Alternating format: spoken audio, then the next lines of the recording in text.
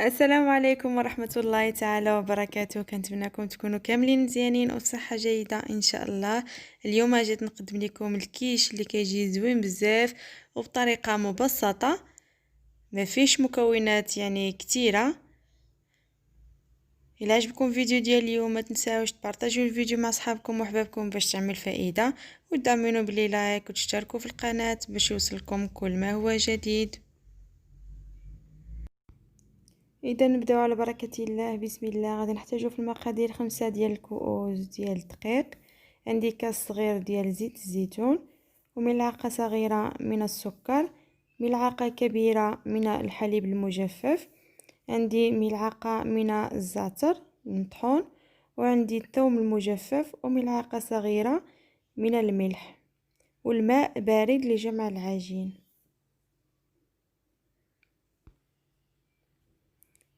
كنديرو الدقيق دابا، كنديرو الثوم مع الملح، وكنبقاو نضيفو هنايا كنضيفو الزعتر والحليب المجفف.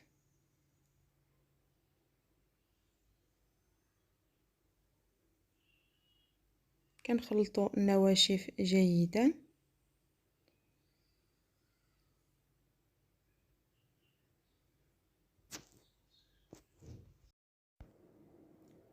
هنايا كنجمعوها بالزيت.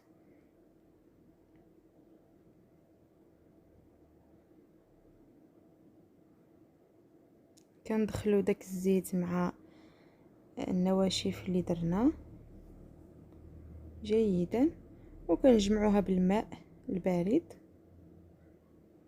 كيف كتشوفوا هنايا. غادي نجمعها بالماء.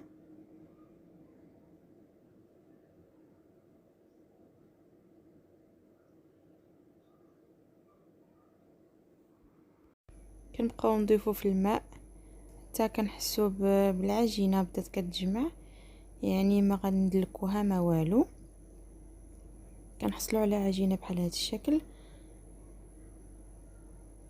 هنا غادي نديرها في الورق سولفيليزي، وغادي ندخلها للثلاجه نصف ساعه. كيف كتشوفوا هنايا غادي نطلقها شويه باش تدخل لها البروده، وغادي نجمعها وغادي نديرها في الثلاجه كيف قلت لكم نصف ساعه.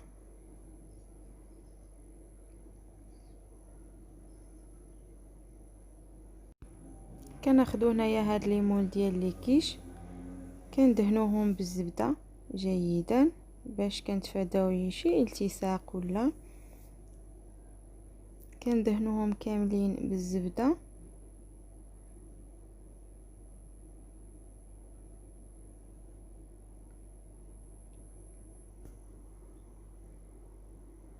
هنا بعد ما دهناهم كاملين كيف كتشوفوا، دابا غادي ناخذ الدقيق وغادي نبقى نرش عليهم الدقيق بحال كيف كتشوفوا هنايا، وغادي نسوس منهم الدقيق طبعا.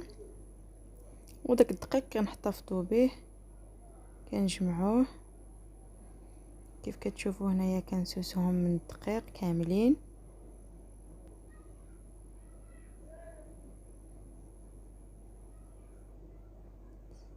وصافي كنبقاو نجمعوا الدقيق.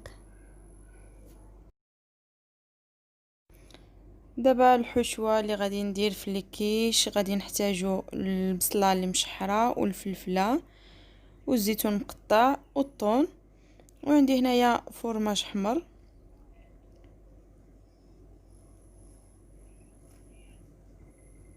دابا غادي ندوزو باش نحضروا معكم الكريمه اللي كنديروا فوق الكيش، كتجي زوينه بزاف وبنينه. كناخذوا كاس كبير ديال الكريمه، وكناخذ 3 ديال البيضات، وكناخذ نصف يعني الساشيه ديال الخميره الكيميائيه، وشويه ديال الملحه، وشويه ديال الفلفل الاسود. دابا كنخلطوهم جيدا، وصافي لاباراي ديالي واجده او الكريمه ديالي واجده. هنايا كيف كتشوفوا بعد ما خلينا العجينه او الكيش ديالنا يرتاح نصف ساعه في الثلاجه، دابا كنطلقوها. هنايا العجينه ما كنرققوهاش بزاف حيت ما فيهاش لا خميره كيميائيه لا والو. كيف كتشوفوا هنايا كنبقاو نشكلوها، كنضغطوا بالاصابع ديالنا وكنبقاو نحيدوا داك الزوائد اللي كيكونوا في الجناب حتى كنقادوها مزيان. هنايا كناخذوا وحده اخرى كنبقاو نقادوها كيف قلت لكم بالاصابع. طريقه اللي سهله وما كتحتاج ليناش الوقت بزاف وكتجي زوينه بزاف. هاد اللي كيشاهدوا كيجيو غزالين. هنا كنبقاو نقادوا الجوانب صافي، كنبقاو مكملين حتى كنساليوهم كاملين.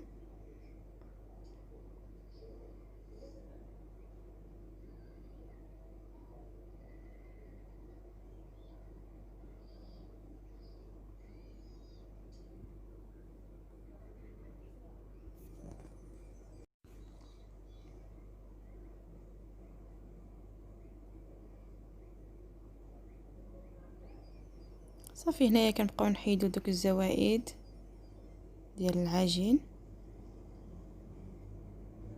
هنا كنبقاو نعمروهم. هنايا كنتقبوا لي كيش ديالنا كاملين كيف كتشوفوا هنايا.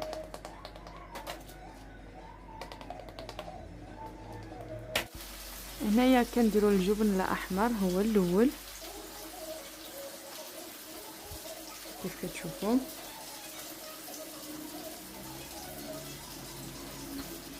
هنايا كيف كتشوفوا غادي ندير طبقه ديال الفلفل اللي شحرناه.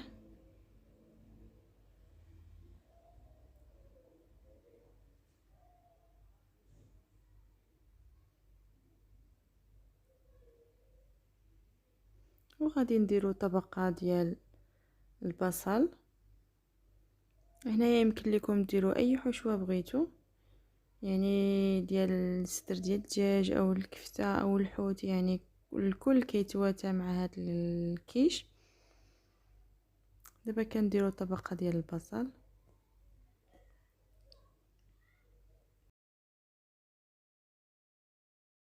دابا كنديروا طبقه ديال الثوم كيف كتشوفوا.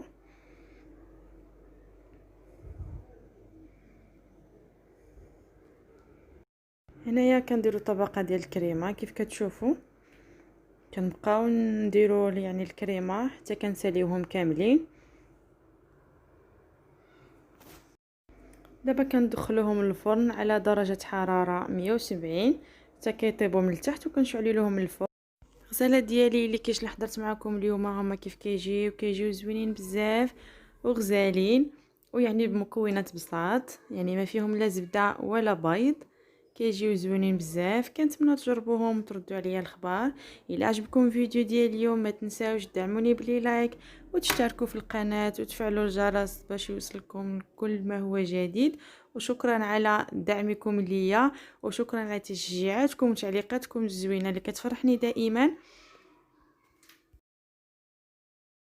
في فيديو قادم ان شاء الله، وشكرا لكم والى اللقاء.